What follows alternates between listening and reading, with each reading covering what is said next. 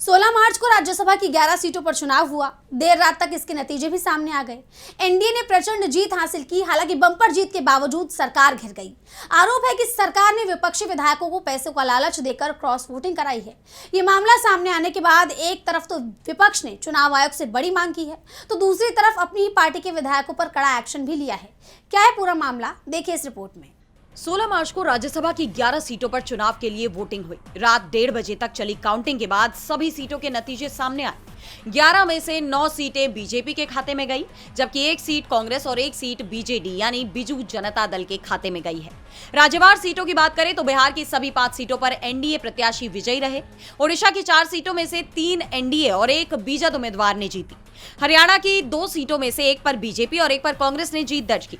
हालांकि ये चुनाव 11 नहीं बल्कि 37 सीटों पर हो रहे थे, लेकिन 26 सीटों पर निर्विरोध निर्वाचन के चलते महज 11 सीटों पर ही वोटिंग कराई गई।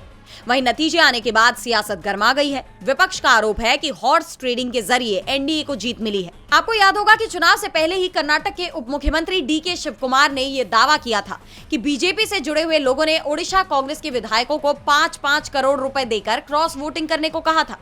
डीके शिवकुमार के दावे के बाद से ही शक गहराया हुआ था और अब विपक्ष ने भी मोर्चा खोल दिया है।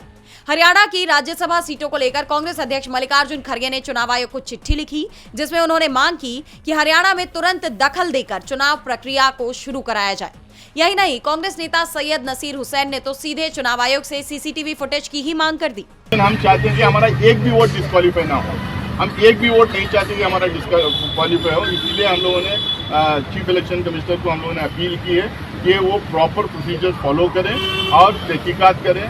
सीसीटीवी फुटेज, बड़ा सिंपल सा डिमांड है, सीसीटीवी फुटेजेस मंगाएं, उसमें दूध का दूध पानी का पानी हो जाएगा। वहीं बिहार में विपक्ष के 4 विधायकों के चुनाव के दौरान गायब होने पर आरजेडी नेता तेजस्वी यादव ने भी आरोप लगाए हैं और साफ कहा है कि चुनाव में खुलेआम धांधली हुई है।